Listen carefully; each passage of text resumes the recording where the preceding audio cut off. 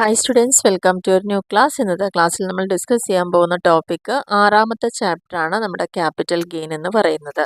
അതായത് നമുക്ക് 5 ഹെഡ്സ് ആണ് ഇൻകം ടാക്സ് പർപ്പസിന് വേണ്ടി യൂസ് ചെയ്യാറുള്ളത്. അതിൽ നമ്മളിപ്പോൾ ഫസ്റ്റ് പഠിച്ചത് income from salary, house property, income from profession or business പഠിച്ചു. നാലാമത്തെ ഹെഡാണ് ക്യാപിറ്റൽ ഗെയിൻ എന്ന് പറയുന്നത്. അപ്പോൾ ഫോർത്ത് ഹെഡിനെ കുറിച്ച് സെക്ഷൻ 45 മുതൽ 55 വരെയാണ് ഈ ഒരു ഹെഡ് ഓഫ് ഇൻകം ഡീൽ ചെയ്യപ്പെടുന്നത്. അപ്പോൾ ഇതിലെന്ന് പറഞ്ഞാൽ the basis of charge of profits or gains arising from the transfer of a capital asset in the previous year. നമ്മളെപ്പോഴും പ്രീവിയസ് ഇയറിൽ എന്താണോ ഏൺ ചെയ്തത് അതിനാണല്ലോ നമ്മൾ ഈ അസസ്മെൻറ്റ് ഇയറിൽ ടാക്സ് അടയ്ക്കുന്നത്. അപ്പോൾ പ്രീവിയസ് ഇയറിൽ ഒരു ക്യാപിറ്റൽ അസറ്റിൽ നിന്ന് നമുക്ക് ഏതെങ്കിലും തരത്തിലൊരു പ്രോഫിറ്റോ ഗെയിനോ അറൈസ് ചെയ്തിട്ടുണ്ടെങ്കിൽ അതിൻ്റെ ബേസിസിലായിരിക്കും ഇത് ചാർജ് ചെയ്യപ്പെടുന്നുണ്ടാവുക. അപ്പോൾ എന്താണ് ഈ ക്യാപിറ്റൽ അസറ്റ് എന്ന് പറഞ്ഞു കഴിഞ്ഞാൽ അത് നമ്മൾ പ്രത്യേകിച്ച് ശ്രദ്ധിക്കേണ്ട ഒരു പോയിൻ്റാണ്. ക്യാപിറ്റൽ അസറ്റ് എന്ന് പറയുന്നത് property of any kind held by an assessee. അസസിയുടെ കൈവശമുള്ള ഏത് തരത്തിലുള്ള പ്രോപ്പർട്ടിയും whether connected with his business, അവരുടെ ബിസിനസ്സുമായിട്ടോ പ്രൊഫഷനുമായിട്ട് ബന്ധപ്പെട്ടതോ അല്ലാത്തതോ ആയ എല്ലാ അസറ്റുകൾ തന്നെയാണ്. ഇറ്റ് മേ ബി അത് മൂവബിൾ ആയിരിക്കാം, നമുക്ക് എടുത്ത് കൊണ്ടു നടക്കാൻ പറ്റുന്നതായിരിക്കാം, അല്ലെങ്കിൽ ഇമ്മൂവബിൾ ആയിട്ടുള്ളതോ ടാഞ്ചിബിൾ ആയതോ ഇൻടാഞ്ചിബിൾ ആയിട്ടുള്ളതോ ഫിക്സഡ് ആയതോ ഫ്ലോട്ടിംഗ് ആയോ ഏത് വേണമെങ്കിലും അസസിയുടെ കൈവശം ഇരിക്കുന്ന പ്രോപ്പർട്ടി ഈ ക്യാപിറ്റൽ അസറ്റ് ആയിട്ട് നമുക്ക് പറയാവുന്നതാണ്. അതിൽ നമ്മൾ നേരത്തെ പറഞ്ഞു മൂവബിൾ ആൻഡ് ഇമ്മൂവബിൾ എന്ന്. ഇപ്പം ലാൻഡ് ഉണ്ട്, നമുക്ക് ബിൽഡിംഗ് ഉണ്ട്, പ്ലാന്റ് ആൻഡ് മെഷീനറി ഉണ്ട്, അതന്നെ നമുക്ക് മൂവബിളും ഉണ്ട് ഇമ്മൂവബിളും ഉണ്ട് അല്ലേ. അപ്പോൾ ഫർണിച്ചർ ഉണ്ട്, അതൊക്കെ നമുക്ക് എടുത്ത് മാറ്റാൻ പറ്റുന്നതാണ്.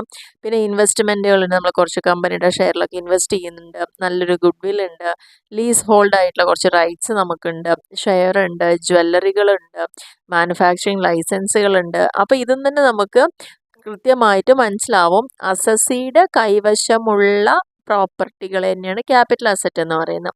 ആ അസറ്റുകൾ എങ്ങനെയൊക്കെ ആവാന്നാ പറയുന്നത്, നമുക്ക് മൂവബിൾ ഇമ്മൂവബിൾ അല്ലെങ്കിൽ tangible intangible fixed or floating എങ്ങനെ വേണമെങ്കിലും ആവാം. ഓക്കെ, ഇനി അതിൽ ഒരു കാര്യം കൂടി പറഞ്ഞിരിക്കുന്നത് any securities held by foreign institutional investors who has invested in such securities in accordance with the regulation made under the SEBI Act 1992 would also be treated as capital asset. ഇനി അതിലൊരു പുതിയ കാര്യം കൂടി പറഞ്ഞിരിക്കുന്നത്, ഇത്രയും കൂടാതെ എന്തെങ്കിലും ഒരു സെക്യൂരിറ്റി നമ്മൾ ഫോറിൻ ഇൻസ്റ്റിറ്റ്യൂഷണൽ ഇൻവെസ്റ്ററുടെ സെക്യൂരിറ്റി നമ്മുടെ കൈവശം ഉണ്ടെങ്കിൽ, അല്ലെങ്കിൽ നമ്മളത് ഇൻവെസ്റ്റ് ചെയ്തിട്ടുണ്ടെങ്കിൽ, അത്തരത്തിലുള്ള സെക്യൂരിറ്റി ഇൻവെസ്റ്റ് ചെയ്തിട്ടുണ്ടെങ്കിൽ അതും കൂടി ക്യാപിറ്റൽ അസറ്റ് ആയിട്ട് ട്രീറ്റ് ചെയ്യുന്നു എന്നുള്ളതാണ് പറയുന്നത്. ഇനി ഫർദർ യുലിപ്പ് എന്ന് പറയുന്നുണ്ട്. യുലിപ്പിൽ ഇഷ്യൂ ചെയ്യുന്നത് ഓൺ ഓർ ആഫ്റ്റർ 1/2/2021 ആ ഡേറ്റിനോ അതിന് ശേഷമാണെങ്കിൽ അതിൻ്റെ പ്രീമിയം പെയ്ഡ് എക്സീഡ്സ് 2,50,000. അതിന് വേണ്ടിയിട്ടുള്ള പ്രീമിയം നമ്മളിതൊരു ഇൻഷുറൻസ് പോലെ തന്നെ വരുന്നതാണ്. അപ്പോൾ അത് നമ്മൾ 21 ശേഷം ഫെബ്രുവരി 1 ശേഷം അക്വയർ ചെയ്തിട്ടുണ്ടെങ്കിൽ അതിനുവേണ്ടി പ്രീമിയം 2,00,000 അധികം കൊടുത്തിട്ടുണ്ടെങ്കിൽ അതും ഒരു ക്യാപിറ്റൽ അസറ്റ് ആയിട്ട് തന്നെ ട്രീറ്റ് ചെയ്യേണ്ടതെന്നുള്ളതാണ് പറയുന്നത്. പിന്നെ ഏതെങ്കിലും ഒരു ഇന്ത്യൻ കമ്പനിയിൽ നമുക്ക് മാനേജ്മെൻറ്റിൻ്റെ റൈറ്റോ അല്ലെങ്കിൽ കൺട്രോൾ ചെയ്യാനുള്ള റൈറ്റോ ഉണ്ടെങ്കിൽ അതും ക്യാപിറ്റൽ അസറ്റ് ആയിട്ട് പറയാവുന്നതാണെന്നുള്ളതാണ് പറയുന്നത്. അപ്പോൾ ക്യാപിറ്റൽ അസറ്റ് എന്ന് പറഞ്ഞു കഴിഞ്ഞാൽ ഏകദേശം ഒരു ഐഡിയ ഇപ്പോൾ നിങ്ങൾക്ക് കിട്ടിയിട്ടുണ്ടാവും എന്ന് വിചാരിക്കും ഏതൊക്കെയാണ് ക്യാപിറ്റൽ അസറ്റ് എന്നുള്ളത്. ഇനി അതിൽ കുറച്ച് എക്സെപ്ഷൻസ് പറയുന്നുണ്ട്. ഏതൊക്കെ പോയിന്റിലാണ് ആ എക്സെപ്ഷൻസ് പറയുന്നത്? ഒന്നാമത്തേൽ പറയുന്നത് commercial goods like stock in trade, consumable store, raw material held for the purpose of business or profession. ബിസിനസ്സിൻ്റെ ഭാഗമായിട്ട് നമ്മൾ എന്തെങ്കിലും മെറ്റീരിയൽസ്, കൺസ്യൂമബിൾ സ്റ്റോഴ്സ്, സ്റ്റോക്ക് അങ്ങനെയുള്ള കാര്യങ്ങളൊക്കെ ഉണ്ടെങ്കിൽ അത് ക്യാപിറ്റൽ അസറ്റ് ആയിട്ട് ഉൾപ്പെടുത്താൻ സാധിക്കില്ല. പിന്നെ movable assets for personal use, നമ്മുടെ സ്വന്തം ആവശ്യങ്ങൾക്ക് വേണ്ടിയുള്ള car, TV, refrigerator, electrical appliances അതൊന്നും ഇതിൽ ഉൾപ്പെടില്ല എന്ന് പറഞ്ഞത്. Some assets for personal users treated as capital asset. Personal യൂസിന് വേണ്ടി ഉപയോഗിക്കുന്ന ചില അസറ്റുകളെ നമുക്ക് ക്യാപിറ്റൽ അസറ്റ് ആയിട്ട് പറയാം. അതായത് ജ്വല്ലറി, നമ്മൾ പേഴ്സണൽ യൂസിന് വേണ്ടിയുള്ള ഡ്രോയിങ്സ്, നമ്മൾ വിലപിടിപ്പുള്ള ചിത്രങ്ങൾ വരച്ചത്, പെയിൻറ്റിങ്സ്, എന്തെങ്കിലും ശില്പങ്ങൾ, സ്കൾപ്ചേഴ്സ്, എന്തെങ്കിലും ആർട്ട് വർക്ക്, ആർക്കിയോളജിക്കൽ കളക്ഷൻസ് ഒക്കെ ഉണ്ടെങ്കിൽ നമുക്കത് എന്തായിട്ട് ട്രീറ്റ് ചെയ്യാം. ആ ഒരു പേഴ്സണൽ യൂസിന് വേണ്ടിയുള്ളതാണെങ്കിൽ ക്യാപിറ്റൽ അസറ്റ് ആയിട്ട് അവിടെ ട്രീറ്റ് ചെയ്യാമെന്നാണ് പറയുന്നത്. ഇനി agricultural land in India not situated, നമുക്ക് കുറച്ച് ഭൂമിയുണ്ട്, കൃഷിഭൂമിയുണ്ട്, പക്ഷേ അത് ഇന്ത്യയിലല്ല സിറ്റുവേറ്റ് ചെയ്യുന്നത്.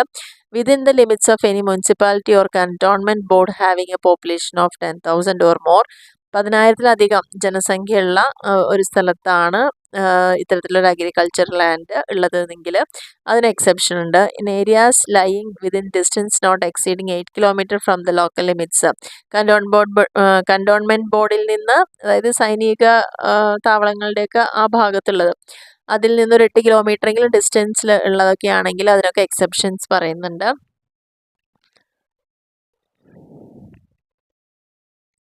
അപ്പോൾ ഈ പോയിന്റുകൾ ജസ്റ്റ് ഒന്ന് ഓർത്ത് വെക്കുക എന്ന് മാത്രമേ ഉള്ളൂ, വല്ലാണ്ട് പ്രാധാന്യം കൊടുക്കണം എന്നില്ല. If the agricultural land is situated within the area specified below it shall be part of capital asset. ഇനി താഴെ പറയുന്ന കുറച്ച് കാര്യങ്ങളുണ്ട്, അത് ക്യാപിറ്റൽ അസറ്റിന്റെ ഭാഗമായിട്ട് പറയുന്നതാണ്. 10,000-നും 1,00,000-നും ഇടയിൽ പോപ്പുലേഷൻ ഉള്ള സ്ഥലങ്ങൾ, more than 2 kilometres from the local limits, local ലിമിറ്റിൽ നിന്ന് 2 കിലോമീറ്ററിൽ അധികം വരാത്തതും, എന്നാൽ 10,000-നും 1,00,000-നും ഇടയിൽ പോപ്പുലേഷൻ ഉള്ള ഭാഗങ്ങളിലാണ് അഗ്രികൾച്ചർ ലാൻഡ് എങ്കിൽ അത് ക്യാപിറ്റൽ അസറ്റിന്റെ ഭാഗമായിട്ട് പറയുന്നുണ്ട്. അതേപോലെ ലോക്കൽ ലിമിറ്റിൻ്റെ 6 കിലോമീറ്റർ പരിധിയുടെ ഉള്ളിൽ വരുന്നതും 1,00,000-നും 10,00,000-നും ഇടയിൽ വരുന്നത്. പിന്നെ പറയുന്നത് 8 കിലോമീറ്റർ ഉണ്ടാവുകയും അതായത് അതിൻ്റെ ഉള്ളിൽ more than 8 kilometres local limit ഉണ്ടാവുക, അവിടെ പോപ്പുലേഷൻ എന്ന് പറയുന്നത് 10 ലാഖിന് മുകളിൽ. അപ്പോൾ ഇവിടെ നോക്കേണ്ട കാര്യം എന്ന് പറയുന്നത് ലോക്കൽ ലിമിറ്റിൽ നിന്ന് 2 കിലോമീറ്ററിലധികം ഉണ്ടാവുമ്പോൾ 10 to 1 lakh, 6 കിലോമീറ്ററിലധികം ആണെങ്കിൽ 1 lakh to 10 lakh, 8 കിലോമീറ്ററിന് അധികം ആണെങ്കിൽ എബവ് 10 lakh ആണ് വരുന്നത്. ഇനി പറഞ്ഞ ഗോൾഡ് ബോണ്ടുകൾ, നാഷണൽ ഡിഫൻസ് ബോണ്ടുകളൊക്കെ ഗവൺമെൻറ് ഇഷ്യൂ ചെയ്യുന്നുണ്ടെങ്കിൽ അതെല്ലാം ഇതിൽ നിന്ന് എക്സെപ്ഷൻ കിട്ടുന്ന കേസുകളാണ്. സ്പെഷ്യൽ ബെയറർ ബോണ്ടുകളുള്ള ഗോൾഡ് ഡെപ്പോസിറ്റ് ബോണ്ടുകൾ, അങ്ങനെ ജസ്റ്റ് ഇതൊന്ന് മനസ്സിലാക്കി വെക്കുക എന്നുള്ളത് മാത്രമാണ്. അപ്പോൾ ഒരു ക്യാപിറ്റൽ അസറ്റ് എന്താണ് എന്നുള്ളൊരു ധാരണ നമ്മുടെ ഉള്ളിൽ ഉണ്ടാവുക എന്നുള്ളതാണ്. ഇനി അവിടെ നമുക്ക് പ്രത്യേകിച്ച് പഠിക്കാനുള്ളൊരു പോയിന്റ് എന്ന് പറയുന്നത് ക്യാപിറ്റൽ അസറ്റിനെ 2ആയിട്ട് ഡിവൈഡ് ചെയ്യുന്നുണ്ട്. ലോങ് ടേം ക്യാപിറ്റൽ അസറ്റും ഷോർട്ട് ടേം ആയിട്ടുള്ള ക്യാപിറ്റൽ അസറ്റും. എന്താണ് ഈ ലോങ് ടേം ക്യാപിറ്റൽ അസറ്റ്? ഇതൊക്കെ നമുക്ക് 2 മാർക്കിനൊക്കെ ചോദിക്കാൻ ചാൻസ് ഉള്ള ക്വസ്റ്റ്യനും കൂടിയാണ്. ലോങ് ടേം ക്യാപിറ്റൽ അസറ്റ് എന്ന് പറഞ്ഞു കഴിഞ്ഞാൽ എന്താണ്? A long term capital asset means a capital asset held by an assessee for more than 36 months immediately preceding the date of transfer. അതായത് 36 മാസത്തിലധികം കാലം നമ്മൾ ഹോൾഡ് ചെയ്തിട്ടുണ്ടെങ്കിൽ, അതായത് 3 വർഷത്തിന് മുകളിൽ അത് ഹോൾഡ് ചെയ്തിട്ടുണ്ടെങ്കിൽ അതിനെ ലോങ് ടേം ക്യാപിറ്റൽ അസറ്റ് എന്നാണ് പറയാം.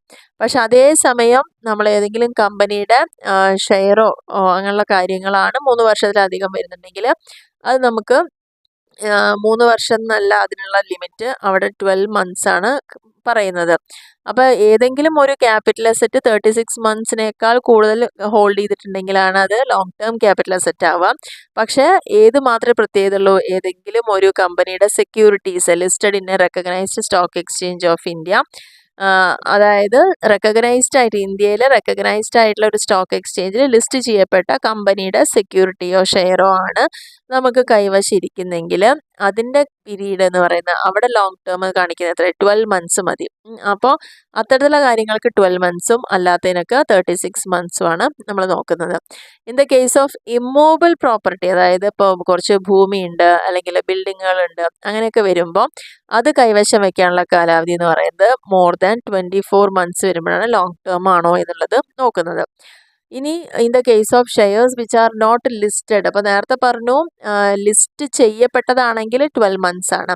ഇനി ലിസ്റ്റ് ചെയ്യപ്പെടാത്ത കമ്പനിയുടെ ഷെയർ ഒക്കെ ഉണ്ട് എന്നുണ്ടെങ്കിൽ അവിടെ ഹോൾഡ് ചെയ്യേണ്ടത് എന്താണ്? 24 months ആണ്. അപ്പോൾ അതൊരു ലോങ് ടേം ക്യാപിറ്റൽ അസറ്റ് ആയിട്ട് ട്രീറ്റ് ചെയ്യണോ വേണ്ടേ എന്ന് തീരുമാനിക്കേണ്ടത് ഈ കാലയളവിനെ ബേസ് ചെയ്തിട്ടാണ്. അപ്പോൾ ലോങ് ടേം ക്യാപിറ്റൽ അസറ്റ് എന്ന് പറഞ്ഞു കഴിഞ്ഞാൽ പ്രധാനമായിട്ടും 36 മാസം എന്നുള്ളത് ഓർത്ത് വയ്ക്കുക, അതായത് 3 വർഷത്തിലധികം നമ്മൾ ഹോൾഡ് ചെയ്യുക എന്നുള്ളത് നോർമലായിട്ട് ഓർത്ത് വയ്ക്കേണ്ട കാര്യം. അതിൽ തന്നെ ലിസ്റ്റ് ചെയ്യപ്പെട്ടിട്ടുള്ള കമ്പനിയുടെ ഷെയർ ആണെങ്കിൽ 12 മാസം നമ്മൾ കൈവശം വെച്ചാൽ അത് ലോങ് ടേം അസറ്റ് ആയിട്ട് കണക്കാക്കും. ആൻഡ് ലിസ്റ്റ് ചെയ്യപ്പെടാത്തതാണെങ്കിൽ അവിടെ 24 months, അതായത് 2 വർഷക്കാലം കയ്യിൽ വെച്ചിട്ടുണ്ടെങ്കിൽ അത് ലോങ് ടേം അസറ്റ് ആയിട്ട് വരും. പിന്നെ പറയുന്നത് ഏതെങ്കിലും ഒരു ഇമ്മൂവബിൾ പ്രോപ്പർട്ടി ആണെങ്കിൽ അതും 24 months ആണ് ലോങ് ടേം ക്യാപിറ്റൽ അസറ്റിൽ ക്വാളിഫൈ ചെയ്യാൻ വേണ്ട കാലയളവ് എന്ന് പറയുന്നത്. അപ്പോൾ ഇതിനൊക്കെയാണ് ലോങ് ടേം ക്യാപിറ്റൽ അസറ്റ് എന്ന് പറയുന്നത്. ഇനി രണ്ടാമത്തെ ക്ലാസിഫിക്കേഷൻ പറയുന്നതാണ് ഷോർട്ട് ടേം ആയിട്ടുള്ള ക്യാപിറ്റൽ അസറ്റ്. അപ്പോൾ ഷോർട്ട് ടേം ക്യാപിറ്റൽ അസറ്റ് ഇത് തന്നെ നമുക്ക് ക്ലിയർ ആണല്ലോ. ലോങ് ടേം എന്താണ് എന്ന് ക്ലിയർ ആണെങ്കിൽ അതല്ലാത്തതെല്ലാം ഷോർട്ട് ടേം ആണ്. കാരണം ഇവിടെ എല്ലാം 36 മന്തും 12 മന്തും ഒക്കെ പറയുന്നുണ്ടല്ലോ ഹോൾഡ് ചെയ്യുന്നത്. അപ്പോൾ അതൊക്കെ അതിൽ ബിലോ ആണെങ്കിൽ അതെല്ലാം ഷോർട്ട് ടേം ക്യാപിറ്റൽ ആയിട്ട് തന്നെ പറയാം. Held by assessee for not more than 36 months immediately preceding the date of transfer. നമ്മുടെ കൈവശം എന്നാണോ അത് കിട്ടിയിരിക്കുന്നത് അത് മുതൽ 36 മാസത്തിൽ കുറഞ്ഞ കാലയളവിലാണ്, 36 മാസം ആയിട്ടില്ല, അതിന് താഴെ മാത്രമേ നമ്മൾ കീപ്പ് ചെയ്യുന്നുവെങ്കിൽ അത് ഷോർട്ട് ടേം ക്യാപിറ്റൽ അസറ്റ് ആയിട്ട് തന്നെയാണ് ട്രീറ്റ് ചെയ്യപ്പെടുന്നത്. അതേസമയം ഫിനാൻഷ്യൽ അസറ്റുകൾ ഏതെങ്കിലും കമ്പനിയുടെ നേരത്തെ പറഞ്ഞ അതേ കാര്യങ്ങൾ ഇവിടെ റിപ്പീറ്റ് ചെയ്യുന്നു. ഫസ്റ്റ് കോമൺ ആയി പറയുമ്പോൾ 36 മന്ത് മോർ ദാൻ, ഇവിടെ ലെസ് ദാൻ 36 മന്താണ് ഷോർട്ട് ടേം വരുന്നത്. ലിസ്റ്റഡ് സെക്യൂരിറ്റീസ് എക്സ്ചേഞ്ചിലത്തെ സെക്യൂരിറ്റിയാണ് നമ്മൾ ഹെൽഡ് ചെയ്യണമെങ്കിൽ അവിടെ നമ്മൾ 12 മന്താണ് പറയുന്നത്. അപ്പോൾ ഇവിടെ നമ്മൾ എന്താ പറയുന്നത്, അത്ര 12 മാസം ആയിട്ടില്ലെങ്കിൽ in case of financial assets like security listed in a recognised stock exchange in India or a unit of equity oriented fund zero coupon fund a period of 12 months shall be applicable. അതിനൊക്കെ എന്താണ് 12 മാസം തന്നെയാണ് ഇവിടെ പറഞ്ഞിരിക്കുന്നത്.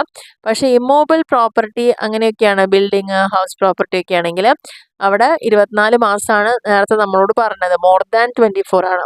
ഇവിടെ not more than വരും. അപ്പോൾ 24 മാസം കംപ്ലീറ്റ് അല്ലെങ്കിൽ അതിനെ ഷോർട്ട് ടേം ആയിട്ട് അപ്പോൾ കണക്കാക്കും. അതേപോലെ അൺലിസ്റ്റഡ് ആയിട്ടുള്ള ഷെയറുകളാണ് നമ്മൾ വാങ്ങിയിരിക്കുന്നതെങ്കിൽ അവിടെയും എന്താണ് നേരത്തെ പറഞ്ഞത് 24 മന്ത്സ് മോർ ദാൻ ആണ്, ഇവിടെ ബിലോ 24 മന്ത്സ് ആണ് കണക്കാക്കുന്നത്.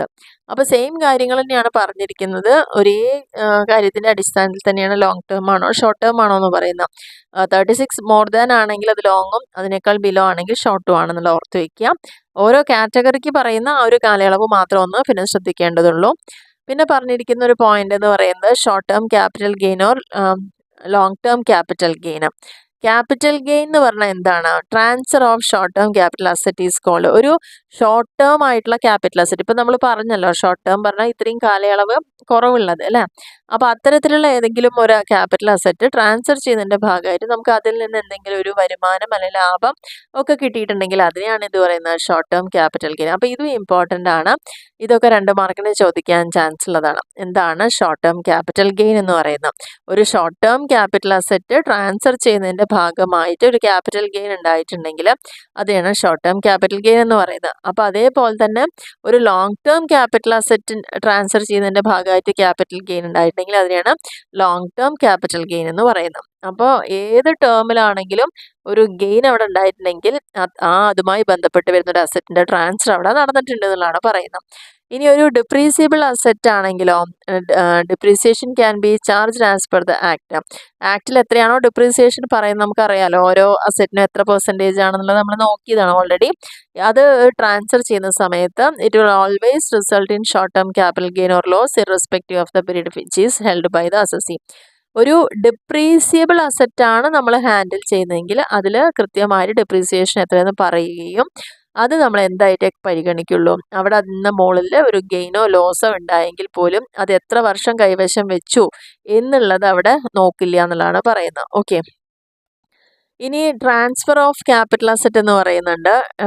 ട്രാൻസ്ഫർ എന്ന് പറഞ്ഞാൽ എന്തൊക്കെ കാര്യങ്ങളിൽ ഉൾപ്പെടും എന്നുള്ളതാണ് പറയുന്നത്.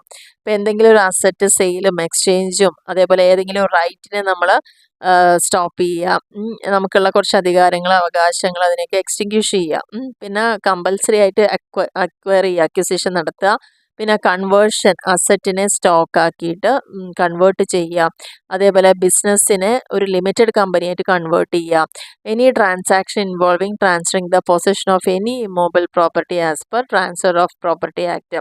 ട്രാൻസ്ഫർ ഓഫ് പ്രോപ്പർട്ടി ആക്ട് പ്രകാരം ഏതെങ്കിലും ഒരു ഇമ്മൂവബിൾ പ്രോപ്പർട്ടീനെ നമ്മൾ ട്രാൻസ്ഫർ ചെയ്യുക, അതിൻ്റെ കൈവശാവകാശം ട്രാൻസ്ഫർ ചെയ്യുന്നുണ്ടെങ്കിൽ അതൊക്കെ എന്താണ് ട്രാൻസ്ഫർ ആയിട്ട് കണക്കാക്കാം. അപ്പോൾ ഇത്തരത്തിലുള്ള ആക്ടിവിറ്റീസ് നടന്നാൽ ഇതെല്ലാം ട്രാൻസ്ഫർ ആയിട്ട് ഇവിടെ എല്ലാം ക്യാപിറ്റൽ അസറ്റിനെ ട്രാൻസ്ഫർ ചെയ്തു എന്നതാണ് കാണിക്കുന്നത് എന്നുള്ളതാണ് പറയുന്നത്.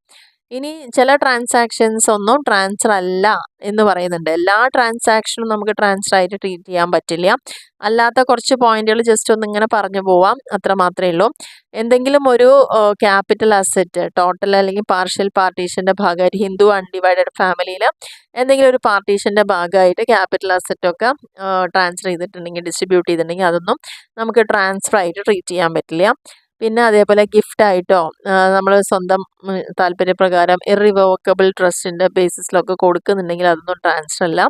പിന്നെ capital asset by a company subsidiary, അതിൻ്റെ സബ്സിഡിയറി കമ്പനിക്ക് കൊടുക്കുന്നത്. പിന്നെ capital asset subsidiary company to holding കമ്പനിയിലേക്ക് കൊടുക്കുന്നത്.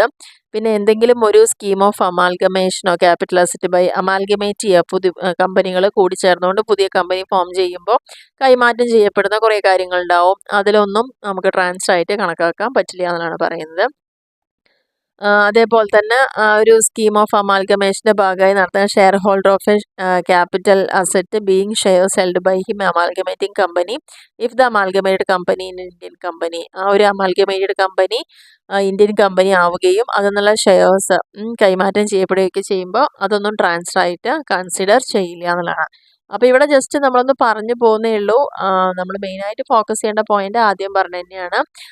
അതേപോലെ തന്നെ work of art, archaeology, scientific ആയിട്ടുള്ള ആർട്ട് കളക്ഷൻസ്, ബുക്ക്, മാനുസ്ക്രിപ്റ്റ്, അതൊന്നും അതിൽ എന്താണ് നമ്മൾ പറയുക ട്രാൻസ്ഫർ ആയിട്ട് കണക്കാക്കുന്നില്ല.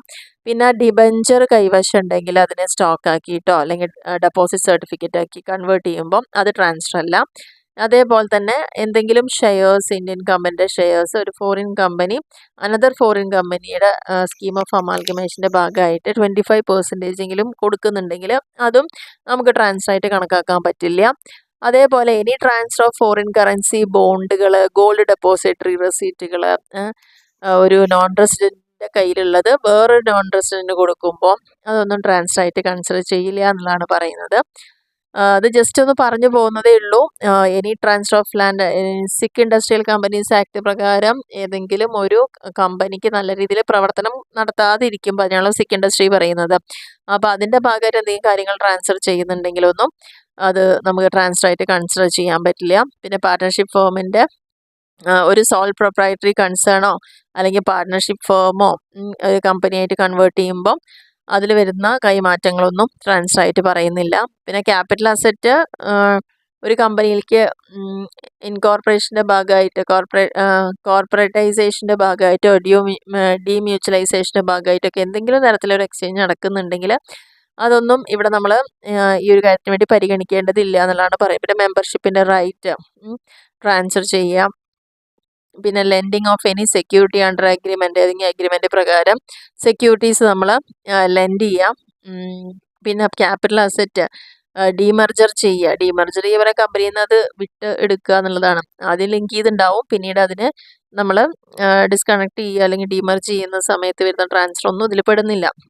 Transfer of shares in Indian കമ്പനീനെ ഡീമർജർ ബൈ ഡീമേർജ്ഡ് ഫോറിൻ കമ്പനിയിലേക്ക്, ഒരു ഇന്ത്യൻ കമ്പനിയുടെ ഷെയർസ് ഫോറിൻ കമ്പനിക്ക് ഡീമേർജ് ചെയ്തിട്ടുണ്ടെങ്കിൽ അതൊന്നും നമുക്ക് ട്രാൻസ്ഫർ ആയിട്ട് പരിഗണിക്കേണ്ടതില്ല എന്നുള്ളതാണ് പറയുന്നത്. പിന്നെ പറഞ്ഞിരിക്കുന്നത് any transfer or issue of shares by resulting company in a scheme of demerger. നേരത്തെ പറഞ്ഞ ഈ കാര്യങ്ങൾ തന്നെയാണ് ഡീമർജർ കമ്പനിയായിട്ട് വരുന്ന എന്തെങ്കിലും തരത്തിലുള്ള ട്രാൻസാക്ഷൻസ് വരുന്നുണ്ടെങ്കിലൊന്നും ഒരു ട്രാൻസ്ഫർ ആയിട്ട് അത് നമ്മൾ ട്രീറ്റ് ചെയ്യില്ല എന്നുള്ളതാണ് പറയുന്നത്. പിന്നെ കൺവേർഷൻ, ബോണ്ടുകൾ പർച്ചേസ് ചെയ്തൊക്കെ ഫോറിൻ കറൻസിയിലേക്ക് കൺവേർട്ട് ചെയ്യുക. പിന്നെ capital asset transition of reverse mortgage ഉണ്ടാവുക. പിന്നെ ഒരു പ്രൈവറ്റ് കമ്പനി ഒരു അൺലിസ്റ്റഡ് പബ്ലിക് കമ്പനി കൺവേർട്ട് ആയിട്ട് മാറുമ്പം അതിൽ വരുന്ന കൈമാറ്റങ്ങൾ അതൊന്നും നമുക്ക് ഒരു ട്രാൻസ്ഫർ ആയിട്ട് പരിഗണിക്കാൻ പറ്റില്ല എന്നുള്ളതാണ് പറയുന്നത്. അപ്പോൾ ഇതിൽ നമ്മൾ പ്രത്യേകിച്ച് നിങ്ങൾ എക്സാം പോയിന്റ് ഓഫ് വ്യൂവിൽ പഠിക്കേണ്ട കാര്യം എന്ന് പറയുന്നത് എന്താണ് ക്യാപിറ്റൽ ഗെയിൻ എന്ന് നിർബന്ധമായും പഠിക്കുക. അതേപോലെ തന്നെ ക്യാപിറ്റൽ അസറ്റ് എന്താണെന്നുള്ളത് പഠിക്കുക. ഇതൊക്കെ 2 മാർക്സിന് ചോദിക്കാൻ വളരെ സാധ്യതയുള്ളൊരു ക്വസ്റ്റ്യൻ ആണ്. അതേപോലെ തന്നെ പഠിക്കേണ്ട ഒരു കാര്യമാണ് എന്താണ് ലോങ് ടേം ക്യാപിറ്റൽ അസറ്റ്, എന്താണ് ഷോർട്ട് ടേം ക്യാപിറ്റൽ അസറ്റ്. ഇതൊക്കെ ഈ പറഞ്ഞ കാര്യങ്ങളൊക്കെ നല്ല രീതിയിൽ പഠിക്കുക. ഓക്കെ. പിന്നെ എന്താണ് short term capital gain, long term, ഇത്രയാണ് മെയിനായിട്ട് നമ്മൾ ഫോക്കസ് ചെയ്യേണ്ട പോയിന്റുകൾ. പിന്നീട് നമുക്ക് പ്രോബ്ലം വരുന്ന സമയത്ത് നിങ്ങൾക്ക് മനസ്സിലാവും ഏതൊക്കെ കാര്യങ്ങളാണ് കൂടുതൽ ചോദിക്കപ്പെടുന്നത്. അപ്പോൾ അതിനനുസരിച്ച് മാത്രം ഒന്ന് ഫോക്കസ് ചെയ്താൽ മതി. ഈ കാര്യങ്ങൾ നമ്മുടെ ഉള്ളിൽ നല്ല രീതിയിൽ തറവായിട്ട് തന്നെ പഠിച്ചു വയ്ക്കുക. ക്യാപിറ്റൽ ഗെയിന് ഷോർട്ട് ടേമും ലോങ് ടേം ആയിട്ടുള്ള ഗെയിൻ എന്താണ് capital asset, long term capital asset എന്താണ്, ഷോർട്ട് ടേം ക്യാപിറ്റൽ, ഇത്രയും കാര്യങ്ങളൊന്ന് ക്ലിയർ ആയിട്ട് മനസ്സിലാക്കി കഴിഞ്ഞാൽ തന്നെ നമുക്കതിൻ്റെ കാര്യങ്ങളിലേക്ക് എളുപ്പത്തിൽ തന്നെ പോകാൻ പറ്റും. അപ്പോൾ ഇതിപ്പോൾ വായിച്ചത് എന്താണെന്ന് വെച്ച് കഴിഞ്ഞാൽ നിങ്ങൾക്ക് എക്സാമിനൊക്കെ ചോദിക്കുമ്പോൾ ചിലപ്പോൾ എപ്പോഴെങ്കിലും ഇതിൽ ഏതെങ്കിലുമൊക്കെ ഒന്ന് ചോദിച്ചാൽ നമ്മൾ കൺഫ്യൂസ്ഡ് ആവരുതല്ലോ. അതുകൊണ്ട് ജസ്റ്റ് ഇന്ന കാര്യങ്ങളൊക്കെ അറിഞ്ഞ് വെക്കുക എന്ന് മാത്രമേ. സാധാരണഗതിയിൽ ഒരു ബികോം BBAയുടെ ക്വസ്റ്റ്യൻ പേപ്പറിലൊന്നും അത്രത്തോളം കൺഫ്യൂഷൻ ഉണ്ടാക്കുന്ന ട്രാൻസാക്ഷനും കാര്യങ്ങളൊന്നും തരാറില്ല. ഒരു നോർമലായിട്ട് വരുന്ന കുറച്ച് കാര്യങ്ങൾ തന്നെയാണ് ഇതുവരെ ചോദിച്ച് കണ്ടിട്ടുള്ളൂ. പക്ഷെ ഒന്ന് വായിച്ച് മനസ്സിലാക്കി വെക്കുക എന്നുള്ളത് മാത്രമേ ചെയ്യാവുള്ളൂ. നിങ്ങൾക്ക് ഇല്ല എന്ന് പറയുന്ന അല്ലെങ്കിൽ ഇങ്ങനെയല്ല എന്ന് പറയുന്ന കാര്യങ്ങൾക്ക് അത്ര ഇമ്പോർട്ടൻസ് കൊടുക്കണ്ട. പകരം എന്താണോ ഫോക്കസ് ചെയ്ത് പഠിക്കേണ്ടത് അത് മാത്രം കൂടുതലായിട്ടൊന്ന് ഫോക്കസ് ചെയ്തിട്ട് തന്നെ പഠിക്കുക. അപ്പോൾ അതല്ലാത്തത് വന്നു കഴിഞ്ഞാൽ നമുക്ക് അറിയാൻ പറ്റുമല്ലോ ഇതിലില്ലല്ലോ, അതുകൊണ്ട് ഇത് വേണ്ട എന്നുള്ളൊരു മീനിങ് തന്നെയാണ് അവിടെ വരുന്നത്. ഓക്കെ, അല്ലാതെ നിങ്ങളിത് വായിച്ച് കേട്ടിട്ട് ടെൻഷനായി അത്രയും കാണാതെ പഠിക്കേണ്ട പോയിന്റുകളോ ഒന്നുമല്ല. എന്താണ് എന്നുള്ളത് പഠിച്ചു വെച്ച് കഴിഞ്ഞാൽ പിന്നെ എന്തല്ല എന്നുള്ളത് നമുക്ക് വളരെ എളുപ്പമായിരിക്കും. ഓക്കെ, അപ്പോൾ ഇത്രയാണ് നമ്മുടെ ഈ ഒരു വീഡിയോയിൽ. ജസ്റ്റ് ഈ പറഞ്ഞ പോയിന്റുകൾ മാത്രം ഒന്ന് ക്യാപിറ്റൽ അസറ്റും ലോങ് ടേമും ഷോർട്ട് ടേമും, ക്യാപിറ്റൽ ഗെയിനും ലോങ് ടേമും ഷോർട്ട് ടേമും ഇത് കൃത്യമായിട്ട് പഠിച്ചു വയ്ക്കുക. അതിൻ്റെ കാലയളവും പഠിച്ചു വയ്ക്കുക. എപ്പോഴാണത് ഓരോ അസറ്റിനും എത്ര ദിവസം ഹെൽഡ് ചെയ്യുമ്പോഴാണ് അത് ലോങ് ടേം ആവുന്നത്. അതല്ലാത്തതെല്ലാം ഷോർട്ട് ടേം ആണ്.